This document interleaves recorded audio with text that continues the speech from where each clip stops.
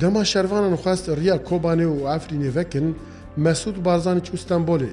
Rojeke piştî hingî Tirkiye êrişê Cerablusê kir û got ez ê xeta Kurdan ango kanala Kurdan asteng bikim. Ve olay Kürt koridorunu bizim yok etme meselesidir. Referanduma serxwebûna Başûrê Kurdistanê ji lîstikek din bû ku projeya Kurdistana mezin asteng bikin. Bi vî rengî bi mejiyê Tirkiye tevgeriyan û ev hince dan destê Tirkiye ku çar dewletan li dijî Kurdan bîne bahev. Di encamê de Kerkûk jî di nav de ji sedî pêncî û yekê axa Başûrê Kurdistanê teslîmê eskerên Iraqê kirin û xwe paş vekişandin. Eger na tu hinceteke Iraqê tune bû ku êrişî bike û wê axa azadkirî ji dest Kurdan derxe.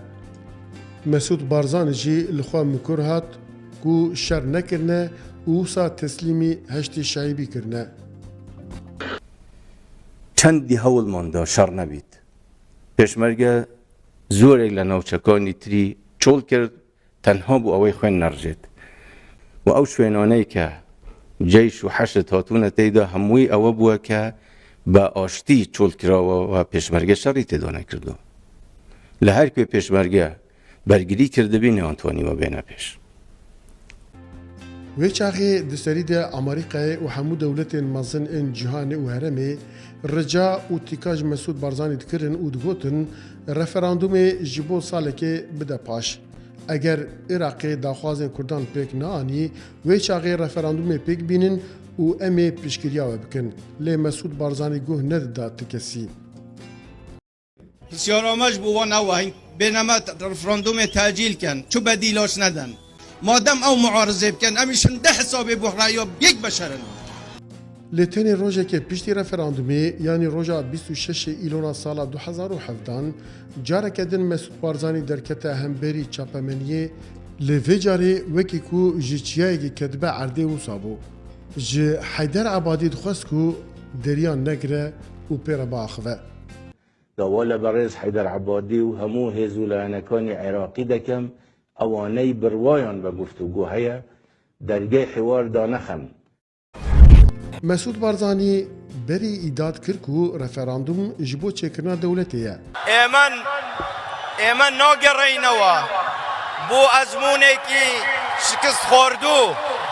دولتێکی دیموکراتی مدرن بی انشاءالله و دولتی آیندهش قد نبی دولتێکی قومی بی طبیعتی دولتی داهاتوی کردستان چون دبی قد دبی دولتێکی به همون معنی کلمه دولتی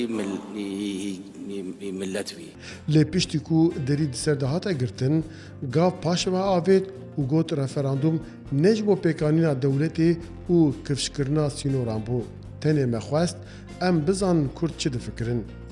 ام رفراندومی انجام دراوه نبو فرض کردنی امری واقعه و نبو دیاری کردنی سنوره بلکو بو اوه بو گلی کردستان بشیوه کی دموکراتی و آشتیانه رای خوی لباره چارنوسی خوی در ببرید. Lê ji bîr kiribû ku Kerkûk jî di nav de ji sedî pêncî û yekê axa Kurdistanê teslîmê rejima Iraqê kiribû. Gumrek û derî jî di nav de gelek destkeftiyên Kurdan ji dest çûbûn.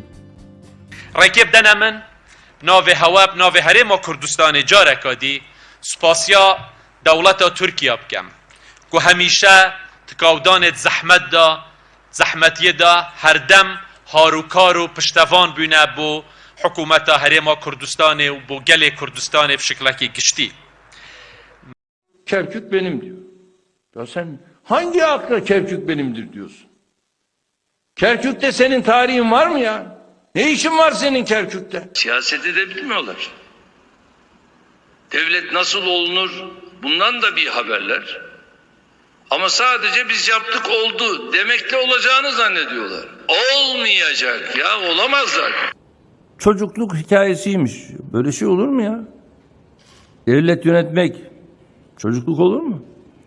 Irak'ın bölünmesine yönelik bir adıma siz tevcih ederseniz orada biz size buyurun devam edin demeyiz. Çendî hewlman da şer nebît. Pêşmerge zorek li navçekanî tirî çol kir تەنها بوو ئەوەی خوێن نەڕژێت و ئەو شوێنانەی کە جەیش و حەشت هاتوونە تێیدا هەمووی ئەوە بووە کە بە ئاشتی چۆڵکراوە و پێشمەرگە شەڕی تێدا نەکردو و ئەگەر ئێمە عیبرەت لە ڕابردوو وەرنەگیرین خۆ بمانگیری